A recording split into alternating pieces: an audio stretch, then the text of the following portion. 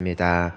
몸만 깨어나는 게 아니라 영혼이 깨어야 될 줄 믿습니다. 내가 아무리 육신을 깨워도 영이 잠들어 있으면 망하는 거예요. 사람들은 내가 눈을 떴다 생각하지만 눈을 감은 사람들이 많고, 내가 깨어있다 생각하지만 잠들어 있는 사람들이 많이 있습니다. 영혼을 말하는 것입니다. 나의 영이 깨어있지 않으면, 나의 영이 보지 못하면 아무리 내가 열심히 살아가고 활동한다 할지라도 그 과정은 마치 늪에 빠진 사람이 몸을 움직이면 움직일수록 더 깊은 늪에 빠지듯이, 내가 열심히 살면 살수록 내 인생은 점점 더 깊은 흑암 속으로 들어갈 수밖에 없다라는 것이죠. 오늘 우리가 말씀을 보면 잘 나갈 때, 내가 하나님의 은혜 가운데 있을 때 그 은혜의 근원이 하나님이심을 우리는 기억해야 한다는 것입니다.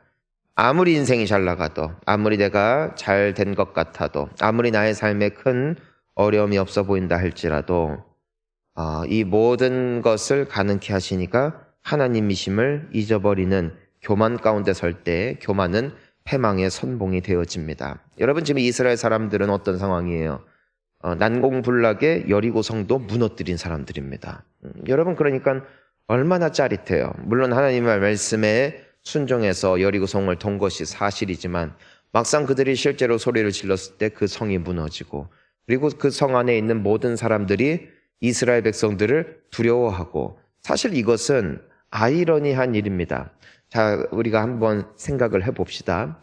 모세와 이스라엘 사람들이 처음 출애굽을 할 때에 애굽 사람들이 모세와 더불어 이스라엘 백성들을 두려워했다라고 되어 있습니다. 두려워했다. 그래서 금은 패물을 많이 주었다. 그래서 그들이 광야 30년을 살면서도 굶어 죽지 않고, 물론 하나님께서 만나를 내려주셨지만 그들이 풍족하게 나올 수 있었던 것은 그들의 마음 가운데 이스라엘 백성들을 두려워하는 마음을 하나님께서 내렸기 때문이죠. 그러니까 그들이 호의를 받는 거예요. 그러니까 나를 좋아해 주는 거예요, 이 사람들이. 챙겨주고. 그때 무서운 게 뭐예요? 내가 이제는 사랑을 받고, 내가 그동안 고생한 거 이제야 이 사람들이 인정해 주는구나라고 착각하기가 딱 좋다 이거예요. 누가 하신 거예요? 하나님이 하셨다. 내가 이쁨을 받고 내가 인정을 받고 사랑받는 모든 것이 하나님의 은혜였음을 잊으면 안 되는 것이죠. 자, 또 우리가 시대를 쫙 거슬러 가서 이 블레셋 군사들이 엘리 대제사장이 이끌고 있던 이스라엘 백성들, 이스라엘 군을 치러 왔을 때, 이제는 이 전쟁의 이 공방이 계속해서 길어지자 이스라엘 그 백성들이 무엇을 가지고 오느냐? 여호와의 궤를 들고 온단 말이에요. 자, 우리가 이 여호수아에서 보지만 여호와의 궤가 앞서가는 곳마다 패배한 적이 없어요. 패배한 적이. 근데 이 사람들이 착각한 게 뭐냐면은 여호와의 궤가 능력이 아니라 여호와의 궤 위에 임재하셨던 하나님이 능력이었던 것이죠. 근데 이 사람들은 여호와의 궤 자체에 의미를 부여한 거예요. 그러니까 이미 백성들의 마음은 하나님을 떠났고 우상을 섬기고 있었지만 그들의 든든한 백은 뭐예요? 여호와의 궤가 우리와 함께 있다. 앞서 나가기만 하면 요단강도 갈라졌고 홍해도 갈라졌고 어떠한 적들도 싸워 이기지 못했던 그 여호와의 승리의 상징, 그 여호와의 궤를 의지하게 된 거예요. 여러분, 하나님 외에 모든 건 도구일 뿐이에요. 모든 건 도구일 뿐이에요. 하나님이 잡으시니까 강한 것이지 놓으시면은 도구예요. 여러분, 아무리 모세의 지팡이가 그냥 허접해 보이는 평범한 지팡이이다 할지라도 하나님께서 그 지팡이 위에 능력을 부여하시고 모세와 함께 하시니까 그 지팡이가 의미가 있는 것이죠. 만약에 하나님의 능력이 떠나가면 그건 그냥 평범한 지팡이일 뿐이라고요. 여러분, 우리가 쓰임받을 수 있는 것, 우리가 하나님의 영광을 위해서 살아갈 수 있는 것, 그리고 내가 정말 주님께서 기뻐하시는 사람이 되어지는 것, 하나님이 쓰실 때의 의미가 있는 것이지 버리시면 아무것도 아니라고요. 이것을 이 사람들이 잊은 거예요. 그러니까 여호와의 궤만 매면 되겠지 하고 나아가요. 그러니까 오히려 그 블레셋 군대가 어떤 반응을 보여요? 여호와의 괴다, 우리는 죽었다 해요, 처음에는. 그런데 오히려 서로를 독려하죠. 야, 어차피 죽을 건데 우리 마음을 다해서 산에 대장부답게 싸우다가 죽자 하는 거예요. 그러니까 처음에는 덜덜덜 떨다가 자기들끼리 회의하면서 그래, 어차피 죽을 거 우리 남자답게 죽자. 갑자기 여론이 그렇게 바뀌는 거예요. 그래서 어떻게 돼요? 그들이 싸워 이기고 여호와의 궤를 빼앗기게 되어지죠. 여러분, 이 모든 것을 보라고요. 하나님께서 이스라엘 백성들과 함께 하실 때에는 여리고 성 사람들이 이스라엘 백성들을 두려워해요. 두려워할 이유가 없어요. 그들은 난공불락의 성 안에 있고 이스라엘 백성들은 40년간 이 광야에서 헤매다가 돌아온 노예 출신의 사람들이라고요. 아무것도 없다고요. 하지만 그들이 두려워했던 것은 누구의 은혜였다? 하나님의 은혜였다는 것이에요. 하나님께서 떠나시면 어떻게 되는 거예요? 이 사람들에게 패할 수밖에 없는 운명, 이것이 이스라엘 사람들의 운명이었다는 것이죠. 오늘날 우리의 인생으로 돌아와 보자고요. 우리가 사람들의 호의를 받을 수가 있어요. 내가 일하는 것이 잘 될 수가 있어요. 내가 지금까지 살아오면서 또한 내가 사람들에게 호감을 줄 만한 인품, 또 그럴 만한 쾌활한 성격, 그럴 만한 외모, 또 그럴 만한 여러 가지 사회적 여건들, 이 모든 것을 주시니까 누구이신지를 잊지 말라는 것입니까? 하나님이 주셨다는 거예요. 하나님. 나에게 있는 건강을 보라고요. 내가 살아 숨쉬는 것도 주의 은혜일진데, 내가 지금 일할 수 있는 것, 내가 지금 살아가는 이 모든 은혜의 원동력이 하나님으로부터 온다는 것을 우리가 잊지 말아야 된다는 것이에요. 그런데 이 이스라엘 사람들이 승리에 도취되고 성공에 도취되어서 어떻게 된 거예요? 잊어버린 거예요. 잊어버린 거예요. 물론 마음속에 그래도 하나님이 하셨죠? 그러면 아멘 하죠. 하지만 마음의 중심 속에 하나님의 의지하는 마음, 전심으로 하나님을 향하는 마음이 점점점 사그러지는 것이죠. 자, 그래서 어떻게 됩니까? 오늘 우리가 잘 아는 것처럼 여리고 성에 비하여 아이 성은 참 작은 성이에요. 참 작은 성. 그 큰 성도 무너뜨렸는데 이런 성 정도야 못 이기는 것이 기적인 거예요. 그러니까 이 사람들은 어떻게 하는 것이에요? 하나님 앞에 기도하는 것이 아니라 누구와 의논을 합니까? 여호수아와 그 장수들과 함께 의논을 합니다. 다 올라갈 것도 없습니다. 2-3천 명만 가서 쳐도 그 성은 소수이니, 그들은 소수이니 모든 백성을 다 올라가게 하지 않아도 괜찮습니다. 하나님을 향한 기도가 없고 하나님을 향한 의지도 없어요. 여러분, 크건 작건 승리를 주시리는 하나님이세요. 그러니까 우리가 빨리 정신 차려야 되는 게 뭐냐면은, 나는 1년 전체도 아니고 지금 이 한순간도 하나님의 은혜 없이 살 수 없는 인생임을 빨리 인정하는 거예요. 그게 겸손이에요. 그런 사람은 절대로 기도를 빼먹을 수가 없어요. 왜요? 무섭거든요. 혼자 살아가기가 두렵거든요. 하나님이 도와주지 않으면 안 된다는 것을 깨달은 거거든요. 그 인생은 복된 인생인 줄 믿습니다. 그런데 이 사람들은, 이 이스라엘 사람들은 순식간에 잊은 거예요. 이 정도는 할 수 있다. 여러분, 우리의 인생의 가장 큰 장애물은요, 거대한 성벽이 아니에요. 작은 돌불이에요. 작은 돌불이. 보통 사람이 다칠 때가 언제냐면은, 어려운 장애물이 있을 때는 잘 조심해서 준비하면 되니까, 조심조심해서 가면 되니까 괜찮아요. 그런데 보통 작은 돌부리에 방심하고 있다가 걸려 넘어지죠. 보통 문지방 같은 데 찧어서 넘어지기도 하고요. 보통 운전 초보는 절대로 사고가 나지 않습니다. 옆에서 운전하는 사람들이 답답해서 문제지 본인은 사고 나지 않아요. 왜요? 천천히 운전하거든요. 전방 주시하고 좌우 아주 그냥 사이드미러, 백미러 계속 보면서 아주 사람들이 뒤에서 빵빵거려도 그 사람은 괜찮아. 왜 사고가 안 나요? 그러면은 경계 또 조심하거든요. 가장 사고 많이 날 때가 언제래요? 운전 배우가 한 1년쯤 됐을 때. 갑자기 두 손을 놓고 한 손으로 운전하고, 그렇죠? 여유 부리고 전화하고 왠지 막 폼이 나. 야, 이제 나는 다른 사람들 꿀리지 않아. 다른 사람들이 나를 초보로 보지 않을 거야. 초보 스티커도 떼고, 그리고 보통 갖다 박죠, 그때. 예. 그때 갖다 박는 거예요. 가장 방심할 때가 가장 위험할 때라는 것이죠. 여러분, 우리나라를 보세요. 우리나라에 소망이 없었어요. 그러니까 사람들이 할 수 있는 것이 정말 믿는 성도들이 기도했다고요. 정말 기도했어요. 죽인다고 해도 예배를 지켰어요. 정말 우리나라에 왜 새벽 기도 문화가 있습니까? 원래 농경 사회였잖아요. 새벽 4시에 나갔다고요. 새벽 4시에. 그러니까 새벽 기도 하려면은 새벽 4시에 나와야 돼요. 그러니까 옛날에 시골 교회들은 새벽 4시, 4시 30분 이럴 때 새벽 기도 했잖아요.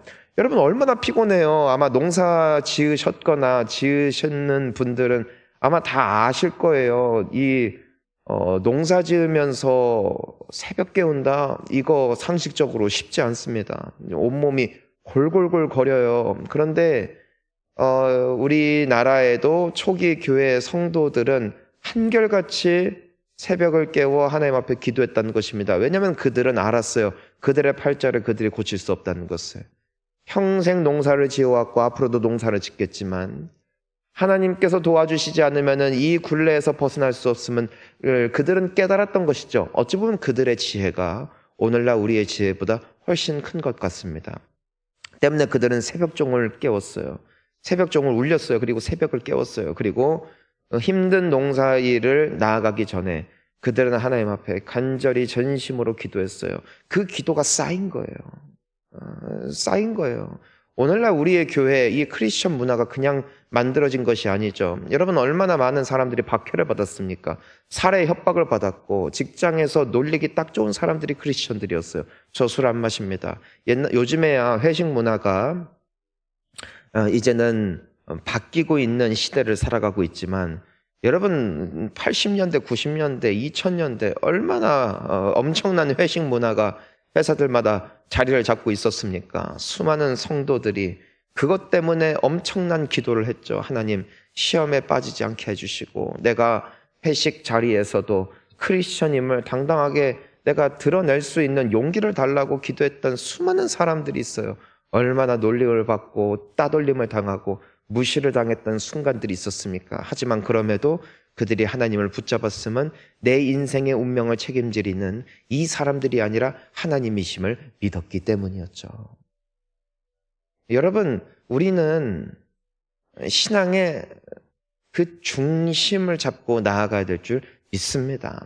이것이 흔들리면 망하는 것이에요. 그러니까 우리나라가 경제적으로 발전하고 정말 기적적인 나라가 됐잖아요. 뭐 아무리 먹고 살고 하는 것이 힘들다 할지라도 전 세계의 모든 사람들이 주목했던 대한민국의 미래와 또한 오늘날 우리가 살아가고 있는 이 현실을 비교해 보면은 말도 안 되는 기적을 우리는 살아가고 있는 것입니다. 저는 이 모든 것이 하나님의 은혜임을 믿습니다. 여러분 가문이 바뀌었잖아요. 여러분 가정이 바뀌었잖아요. 언제부터 부부간에 그렇게 사이가 좋으셨어요? 언제부터 자녀들을 향하여 그런 소망을 품고 기도할 수 있었어요? 여러분 우리가 언제부터 이렇게 살아갈 수 있었냐고요? 하나님께 겸손하게 엎드릴 때가 있었어요. 또 하나님 앞에 전심으로 나아갈 때가 있었다는 것이에요. 여러분 이것만 놓치지 않으면 망하지 않습니다. 다니엘은 망하지 않아요. 80세가 넘어도 총리로 살아요. 왜냐하면 그는 처음 주님 앞에 가졌던 겸손의 자세를 놓치지 않았기 때문이에요. 요셉 역시도 마찬가지였어요. 나중에 총리가 되어서 풍년이 지나가고 또 흉년이 왔으니까 적어도 총리가 된 지 8년 차가 됐다는 것이에요. 여러분 승승장구할 때예요. 승승장구. 애굽 전체 국가에서 왕 다음에 직위에 앉아있고 모든 사람들이 머리를 조아리고 무엇이든지 말하면은 그냥 공중에 나는 새도 떨어뜨릴 만한 권세를 가진 사람이 요셉 아니겠습니까? 하지만 그 형들이 왔을 때 슬피 울고 또한 형들에게 자신의 존재를 드러내면서 자신의 신앙 고백한 것을 보십시오. 나를 여기에 보내신 이는 하나님이십니다. 형들이여 두려워 마소서, 슬퍼하지 마소서, 한탄하지 마소서. 하나님께서 당신들을 구원하시라고 나를 먼저 보내셨습니다. 얼마나 겸손해요. 얼마나 귀해요. 우리는 보통 조금 이렇게 되면은 조금 괜찮아지면은 순식간에 변질돼요. 1년이 뭐예요? 6개월도 못 갈 때가 많아요. 여러분 우리가 가장 경계해야 되는 것이 무엇이냐면은 내가 문제가 생길 때만 하나님 앞에 나와서 기도하는 거예요. 여러분, 그 문제만 해결되면은 떠나가는 사람들이 너무나 많더라는 것이에요. 여러분, 인생이 그저 그 문제 하나 때문에 뒤틀리는 것이겠습니까? 아닙니다. 주님이 함께하지 않는 인생은 이미 뒤틀린 것이에요. 이미 불안한 것이에요. 우리는 늘 주님이 필요한 사람들이에요. 늘 주님 앞에 겸손하게 나아가면은 여러분, 하나님께서 주신 은혜가 이어지는 거예요. 한때의 추억이 아니라 어제의 추억이 오늘의 추억이 되고 과거의 영광이 오늘 더 풍성하게 열매 맺을 수 있는 기회를 이미 하나님께서 우리에게 주신 줄 믿습니다. 여러분, 중요한 건 끝까지 아름다운 거예요. 한때의 아름다움이 아니라.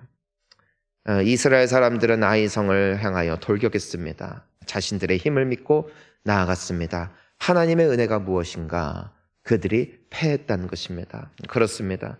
하나님을 사랑하는 자녀들이 주님을 의지하지 않으면 때로는 돼야 정상인데도 안 될 때가 있습니다. 저는 이것이 하나님의 은혜임을 믿습니다. 여러분, 왜 안 되는 것이 은혜입니까? 때문에 여호수아와 더불어 백성들이 오늘 말씀을 보니까 어떻게 합니까? 비로소 여호와 앞에 엎드려 울부짖으며 기도하기 시작하죠. 맞아요. 이것이 바로 잘 가는 길이에요. 내가 잘 나갈 때나 못 나갈 때나 언제나 주님 앞에 조아리며 고개를 숙이고 주님 아니면 안 됩니다 고백할 때, 그때에 비로소 이들의 삶이 열릴 수 있었고 또 이들의 남아있는 모든 전투 가운데 승리할 수 있었으면 오늘 이 사건이 그들에게 있어서 큰 교훈이 되어 큰 전쟁이든 작은 전쟁이든 그들은 신실하게 하나님 앞에 엎드려 여쭙기 시작했고 조아리기 시작했고 기도하기 시작했다는 것이죠. 하나님이 그들과 함께하사 그들은 결국 이 땅을 차지하게 되었습니다. 사랑하는 성도님 여러분, 우리의 인생에 수많은 전쟁들이 있을 거예요. 관계의 전쟁, 경제의 전쟁, 또 여러 가지 또 일의 문제, 여러 전쟁들이 있을 거예요. 전쟁의 승리는 여호와께 속했다는 것이죠. 때문에 우리는 하나님 앞에 기도하기 위하여 이 자리 가운데 나왔습니다. 하지만 여러분, 이것이 전부가 아니죠. 우리에겐 이 일주일이 1년을 승부 보는 헌신의 일주일이 아니라 우리의 남아있는 인생의 모든 전반적인 모든 상황 가운데 주의 은혜 없이는 살아갈 수 없음을 고백하는 신앙의 회복이 이번 특별 새벽 기도를 통하여 다시 한번 새로워질 수 있기를 주의 이름으로 축원합니다. 그래서 주님이 지금까지 복 주신 게 과거의 영광이 아니라 앞으로 더 아름답게 꽃 피우고 열매 맺는 우리 모두가 될 수 있기를 주의 이름으로 축원합니다. 함께 기도하시겠습니다.